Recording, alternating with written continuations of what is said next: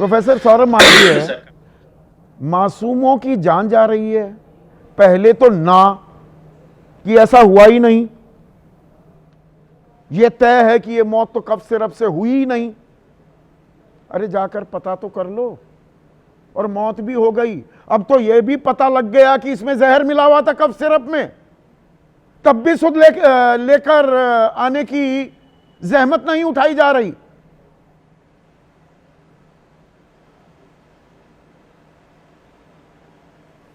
संदीप जी, बहुत ही पीड़ादायी यह घटना है।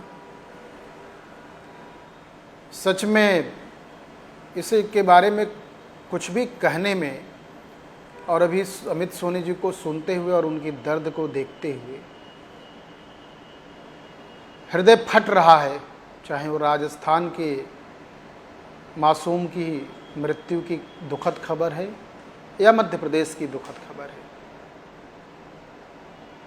लेकिन हम सब इस बात को जानते हैं कि किसी भी प्रकार की दवा जब मार्केट में आती है तो कई चरण से निकल के आती है, उसके कई टेस्ट होते हैं गवर्नमेंट स्तर पर, कंपनी के स्तर पर, तमाम चीज़ों के बाद वो आती है। तो इसमें क्या नेक्सस काम कर रहा था, किन कारणों से हुआ, कौन सा संक्रमण आ गया, या दवा की मूलभूत चीज़ों में कहाँ से क्या मिलावट गिरावट आ गई, इन तमाम चीजों को देखते हुए सरकार होती है ना, इसी काम को करने के लिए सरकार होती है, और इसीलिए मंत्री होते हैं, उनकी जिम्मेदारी तय होती है। मंत्री यहाँ कंपनियों की वकालत करते घूम रहे हैं। आपके सभी सवाल अच्छे। हाँ संदीप जी, आज की आपकी बातों के साथ मैं खड़ा, मेरा कोई आर्गुमेंट इस पर नहीं है। जो आप कह रहे हैं वो 100% सच है, इसमें कुछ भी नहीं कहने लायक है। पर संवेदनशील मुख्यमंत्री ने तत्काल प्रतिबंध लगा दिया। नहीं, और एक बयान चला रहे हैं, मोहन यादव कह रहे हैं, सुनिए ना, मोहन यादव बड़े वो एकदम एक्शन मोड में आ गए हैं। दोषियों को बख्शा नहीं जाएगा। पहला दोष किसका है, अच्छा ये बताइए। जी बता रहा, हाँ, मैं वही बता रहा हूं संदीप जी। तत्काल आनन फानन में इस बात को ये नहीं कहा जा सकता है कि यह दोषी यह व्यक्ति है। उसके लिए कमेटी बन गई, जांच कमेटी आएगी, रिपोर्ट आने में 2-4 दिन लगेगा, और ये तय मानिए कि मोहन यादव की सरकार एक संकल्पित सरकार है। सब जो भी बन जाते हैं, बुलडोजर चल रहे हैं बरेली में। चीफ जस्टिस ऑफ इंडिया कह रहे हैं ऐसे नहीं चलने चाहिए, बुलडोजर चला देते हैं। बुलडोजर किस किस पर चलना चाहिए? राजेंद्र शुक्ल के घर पर बुलडोजर चलना चाहिए क्या? सीधा सवाल पूछ रहा हूं। देखिए संदीप जी, राजेंद्र शुक्ल जी बहुत ही अनुभवी और जनता के द्वारा चुने हुए, सबसे सर्वाधिक मतों से, और विंध्य में खास करके उस क्षेत्र के बहुत ही लॉयल और बहुत ही मृदुभाषी और संवेदनशील जननेता हैं। जैसे वो कुंवर विजय सिंह भी बहुत बड़े जननायक हैं, मंत्री बने हुए हैं। नहीं संदीप जी, नहीं, सोफिया कुरैशी को आतंकवादियों की बहन बता दिया, देश की एक प्राउड ब्रेव सोल्जर को, ऑफिसर को। मध्य प्रदेश की राजनीति में खास करके विंध्य के क्षेत्रों में राजेंद्र शुक्ला गरीबों के मसीहा है। अच्छा। आम जन की आवाज है। फुर्सत नहीं मिली, अमित सोनी से मिलने की फुर्सत नहीं मिली, मसीहा है, अमित सोनी के पास चले जाना चाहिए। मैं भी अपील करता हूं, और मुझे लगता है कि वो निकल चुके होंगे, वो चल पड़े होंगे, वो जरूर जाएंगे, सब चीजों को समझेंगे, देखेंगे, और बाहर निकल के काम करने वाले लोग हैं, घर में बैठकर राजनीति करने वाले लोग नहीं है।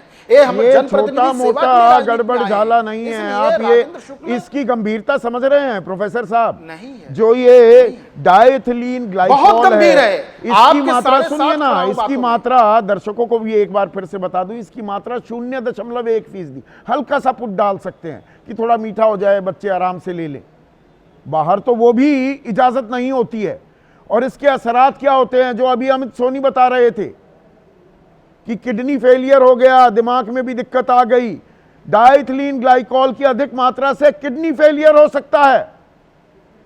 बच्चा बच भी जाता तो सारी उम्र विकलांग होता। संदीप जी सरकार, हाँ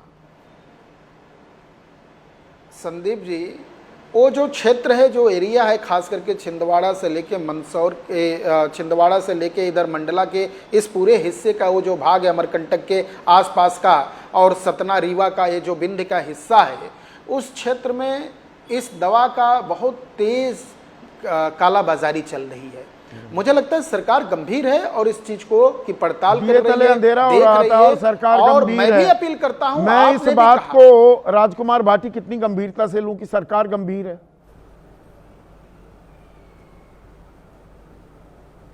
संदीप जी, मैं न्यूज में देख रहा था कि जिस कंपनी से ये सिरप, जो कंपनी सिरप सप्लाई करती है, इसके पिछले 2 साल में 40 सैंपल फेल हुए और कंपनी को ब्लैक लिस्टेड किया गया।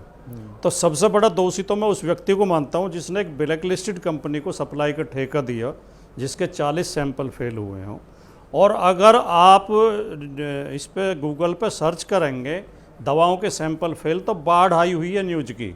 इतने सैंपल फेल हुए हैं पिछले कुछ सालों में। और जब इलेक्टोरल बॉन्ड पर चर्चा चल रही थी तो तब ये खबरें प्रमुखता से आई थी कि जिन दवाइयों के जिन कंपनियों के दवा के सैंपल फेल होते थे, वो कंपनी के भारतीय जनता पार्टी को इलेक्टोरल बॉन्ड दे देती थी और उसके सैंपल पास हो जाते थे। ये गंभीर विषय है, बहुत चिंता का विषय है। इस पे इतने हल्के टिप्पणियां कर देना कि नहीं हमें बहुत दुख है और जननायक हैं, जनहितैषी हैं।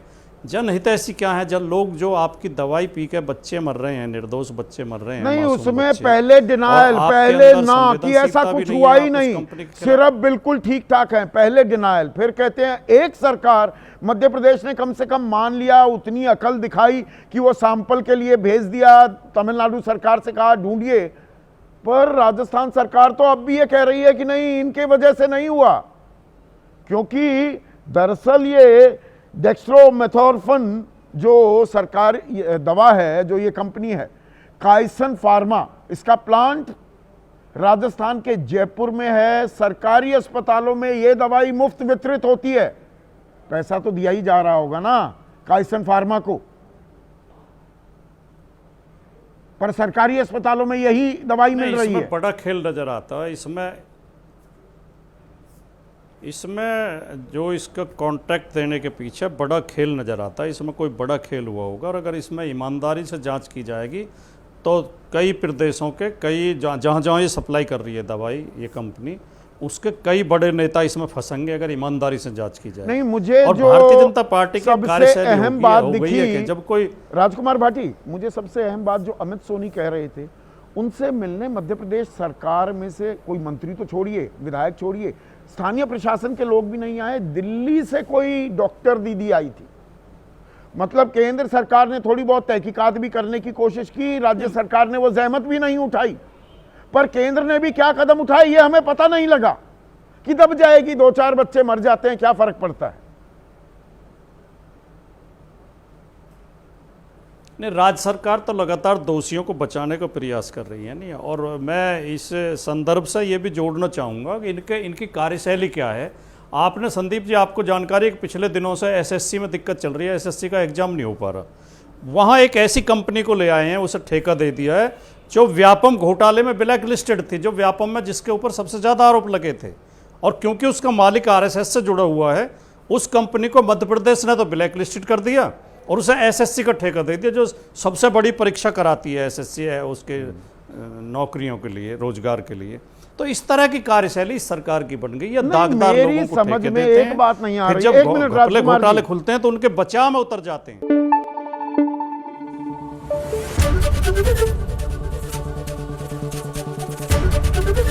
एबीपी न्यूज आपको रखे आगे।